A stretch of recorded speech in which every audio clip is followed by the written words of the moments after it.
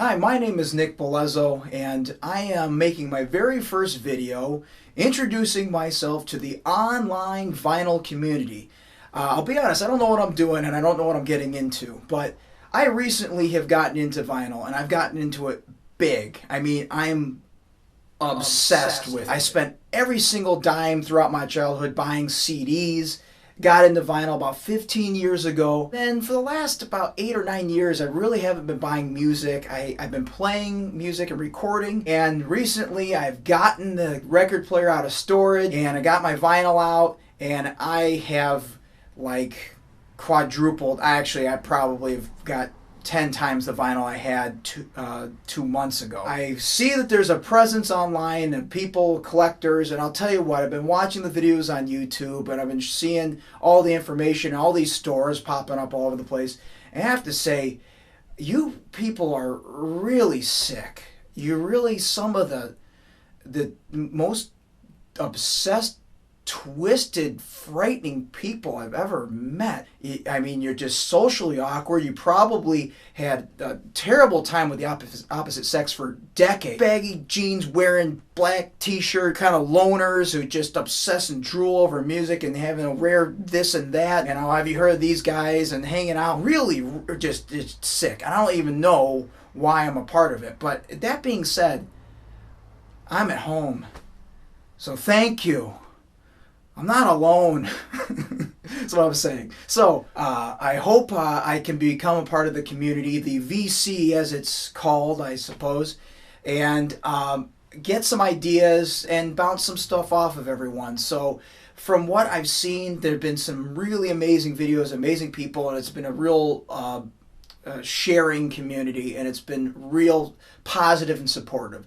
And that's something that I would like to be a part of. And I'm going online to do so because mainly I have no friends.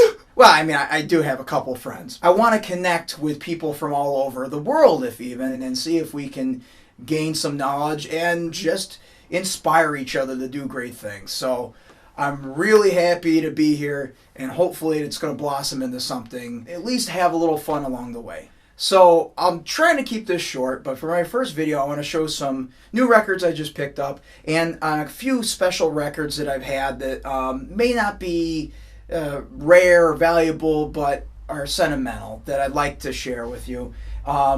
First and foremost, I'd like to give a shout out to the Vinyl Guide podcast. This guy, Nate Goyer, who is actually an American who's moved to the Sydney, Australia area, is doing a podcast. And I have to say, it's great. Out of all the podcasts out there about vinyl collecting, I think his is one of the best, if not the best. He's concise, he's consistent. The shows are interesting. He just did a record tour of Southern LA and like the Los Angeles area, and did interviews with a lot of the shop owners. And plus he's a Frank Zappa fan, and if you're a Frank Zappa fan, like, we're kindred spirits. I'm cool with that. So I'll probably post a thing, logo of the guy, and maybe some links. Check out the podcast. I'm not affiliated with him, but I hope to be. Nate, if you're listening, I want to be your Chicagoland correspondent. You gotta interview Val. If I don't do it, you gotta do it. Val and a few other legendary record stores in the area. I'd love to help out if you're willing, but please check out the Vinyl Guide podcast. I think it's really, really great. So I was just at one of my local record shops today. Shout out to Mike at Mile Long Records in Wheaton, Illinois. And I picked up some vinyl. Now, the main reason why I went to the store tonight is he gave me a call today, and I finally, after 3 weeks or so waiting, got Blackstar. So, of course, this has been all the rage, at least in the Chicagoland area. In 2014, there was a Museum of Contemporary Arts exhibit of Bowie, and Chicago's been Bowie crazy. So even before Blackstar and before his death, the record stores can't keep him in stock. Bowie's been the hottest thing in the record shops for the last like year and a half, 2 years. So Blackstar comes out. All the shops sell out of Blackstar, before he passed away, pretty much. I found one guy who had it and he was gouging it for like $50, so I said, screw that.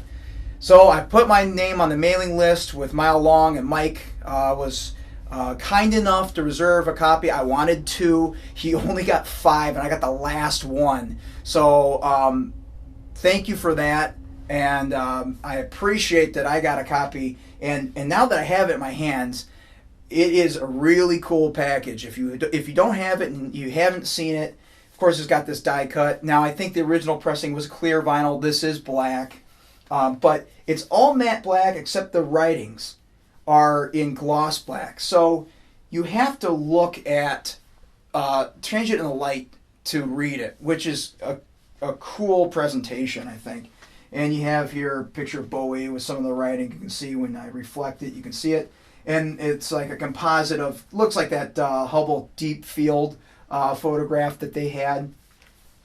And vinyl's in a clear plastic case, which is cool, and a big booklet, and again all the writing is in this gloss, so you have to look for the symbols and the, I'll put up some extra video of that to make it clear. You have to really look at it, and it's, in my limited vinyl collection, it's one of the coolest pieces that I have. The presentation is real thought-provoking. It's real well done.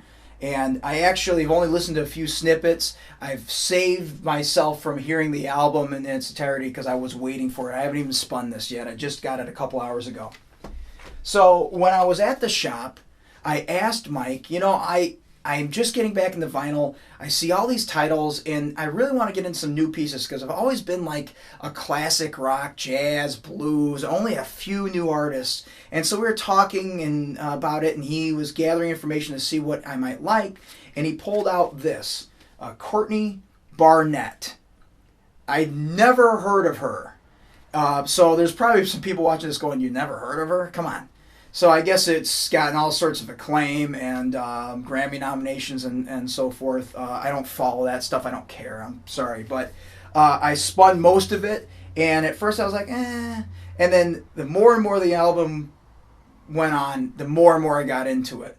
So I'm very pleased that I took a chance on something new. And I'm really looking forward to spinning it a few more times. I've always been a music and a band guy. I've not been a singer-songwriter guy. And this, though, has some really great lyrical content just from listening to like 1.5 of the album so far, 1.5 sides. So that's cool. That's Courtney Barnett. Sometimes I sit and think, and sometimes I just sit. So another album that I've been eyeing for a long time, and I've been searching for a long time and haven't seen in the stores. First and foremost, one of my big loves is guitars. I play guitars, I build guitars, I love vintage guitars, and if there's a guitar-based record with vintage guitars of any make or kind on the cover, I gotta own it. One of the ones I've been looking out for a really, really long time was Mickey Baker Wildest guitar with one of the original Fender Jazz Masters on the cover. This is a reissue printed in Canada. I haven't seen any really readily available. A lot of them in Japan. So Mike at Mile Long had a copy. He made a deal for me. I really appreciate that, and I'm so happy to have it. It's still in the shrink, so I gotta bust it open if I want to hear it. Another one he had, again, I didn't know who these guys are. The Blue Stingrays. And I found out they really were kind of a fictional band from the late 90s. This album was put out in 97, but there's this fake history of them from the 60s. And it's made to look like it's a vintage record. And I love vintage guitar records, especially surf records. And I guess I did a little more digging, and I think it's the backing band for Tom Petty and the Heartbreakers. I think it's his band who did kind of this one-off album. So excited to have that. I always love surf albums. Now, these next two are kind of sentimental. I'm very close with my cousin Ben, and growing up we did fake radio shows together, and we later recorded albums together, and he was still is a huge R.E.M. fan, and we covered some R.E.M. songs. And about 12 or 13 years ago, he actually went on a road trip, and he went down to Athens, Georgia, where R.E.M. is from, and he picked up some gifts for me, and he got me a really nice, pristine copy of the Chronic Town EP, which is awesome, so I thank him for that. I've had that one for a while. He also got me their first album, Murmur, but really clean copy too, awesome condition. And what's really cool though is when he was there, he picked some of the, I think this is called kudzu leaf, which is like kind of like grown all over in the South, like a weed or something. And it was growing at the base of the trestle. He visited the trestle, and it was in the summertime, so he had this kudzu. So he picked the leaf, put it in a Ziploc bag. I've had it ever since. It's still in pretty good condition. So kind of a cool, thoughtful gift with a piece of the album artwork actually physically present with the album, and that was really cool. So I thank him for that. So these next two records are pretty special to me.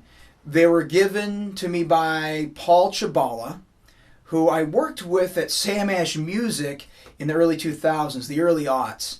And Paul played guitar for a Chicago-based punk band called Silver Abuse. Now, Silver Abuse was closely related with Naked Ray Gun. In fact, the bass player, I think, ended up going to Naked Ray Gun, and they all played in bands together. And even Paul Chibala played saxophone with Naked Ray Gun on stage in the early 80s. So he formed a little record label called Schwa Records and put out a couple of records. One was the Silver Abuse EP. It's a 7-inch. First side, Jumping Through the Jungle, is a 45 RPM, and then there's 4 songs on side B, which is a 33 1/3, which includes Rats Tied to Trees, Cuban Homo Farm, Plastic Rose, and Rats Reprise. And this was 1982. Now, I actually, in preparation for this video and getting involved with the vinyl community, I decided to reach out to Paul. And just lo and behold, Silver Abuse was playing a show last Friday at Quenchers in Chicago. So I went and saw him for the first time in 8 years, and he had just come off of like an almost year-long hospital stay. He had a bunch of medical issues, and then he had a stroke, and he forgot how to speak, so he's relearning how to speak. But I'll be damned, we hung out, had a couple beers, and he went out and rocked out on stage. And I'll tell you, I'm not really into punk, but I'm a fan now, and they were fun and entertaining. And Paul, I hope we can get together. If you're watching this, would love to hang out again and see ya and see Silver Abuse play. So keep doing it, and I hope your recovery continues. I know it will, and I want to see you rocking again. So thank you for the EP that you gave to me many, many years ago. And Paul did say he found the sleeves. He didn't find the sleeves when he first gave them to me, but he had the artwork. He says he knows where it is now, so I'm going to I have 2 copies, so I'm going to get my sleeves for those. So thank you, and I'm really happy. This is a rare thing. He only has like 30 left of these, so I got 2 of them, so that's cool. I'll never sell them, though. The other record that he put out was another EP, a 12-inch at 45 RPM of another band called Toothpaste. And sort of a mock cover, Hindenburg, but a toothpaste tube in its place. So kind of mocking, of course, the Led Zeppelin 1. And I think these are all guys that were in that group with Naked Ray Gun and Silver Abuse. And this also pretty rare. And early, Chicago punk, early 80s punk. And I'm happy to have that. So I have 2 rare releases. So thank you, Paul, for those. So I hope that I can continue to bring more videos. I got some other stuff I want to show you. I'd be interested in hearing what your reaction is to some of these pieces that I have. And I'm always interested to learn about new bands or even tips about collecting vinyl. I'm still new to it, so I got to learn how to calibrate my turntable and mount my cartridge tracking and weight and blah, blah, blah. So anything that you could point me towards as a resource to kind of get me going would be most helpful. So my name again is Nick Belezzo. Hopefully this has been entertaining, and I hope to talk to you soon, and we can talk vinyl, I guess.